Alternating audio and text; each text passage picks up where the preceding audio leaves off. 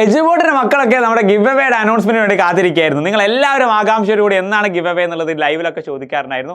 അതുവരെയാണ്. അപ്പോൾ നിങ്ങളുടെ ക്രിസ്മസിന്റെ എക്സാം ഒക്കെ നിങ്ങൾ വളരെ ഈസി ആയിട്ട് എളുപ്പമായിട്ട് എഴുതി കഴിഞ്ഞു അല്ലേ? അപ്പോൾ നമ്മുടെ ലൈവ് നല്ല അടിപൊളിയായിട്ട് മുന്നോട്ട് പോയിട്ടുണ്ടായിരുന്നു. കൊമേഴ്സിനും ഹ്യൂമാനിറ്റീസിനും +1 +2 ഒക്കെ. അപ്പോൾ നിങ്ങൾക്ക് നല്ല രീതിയിൽ ലൈവ് യൂസ്ഫുൾ ആയിരുന്നു വിചാരിക്കുന്നുണ്ട്.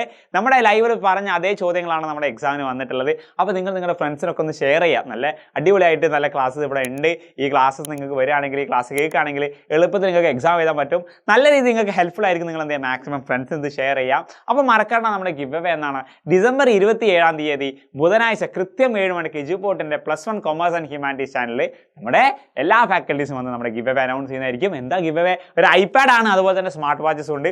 അപ്പോൾ നിങ്ങളുടെ ഫ്രണ്ട്സിന് ആർക്കെങ്കിലും ആണ് ഈ ഒരു ഗിവ് അവേ ലഭിക്കുന്നതെങ്കിൽ നിങ്ങൾ ഉറപ്പായിട്ടും അവരിടുന്ന് ചിലവ് വാങ്ങിയിരിക്കണം.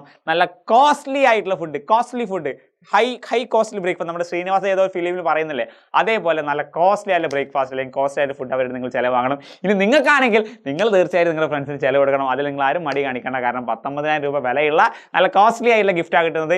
ആ ഗിഫ്റ്റ് കിട്ടുമ്പോൾ നിങ്ങളുടെ ഫ്രണ്ട്സിന് നിങ്ങൾ ഷെയർ ചെയ്യണം. അപ്പോൾ മക്കളെ, എല്ലാ ഫ്രണ്ട്സിനെയും കൂട്ടിയിട്ട് കൃത്യം 7 മണിക്ക് December 27 Eduport +1 commerce and humanities ചാനലിൽ നിങ്ങളെത്തണം.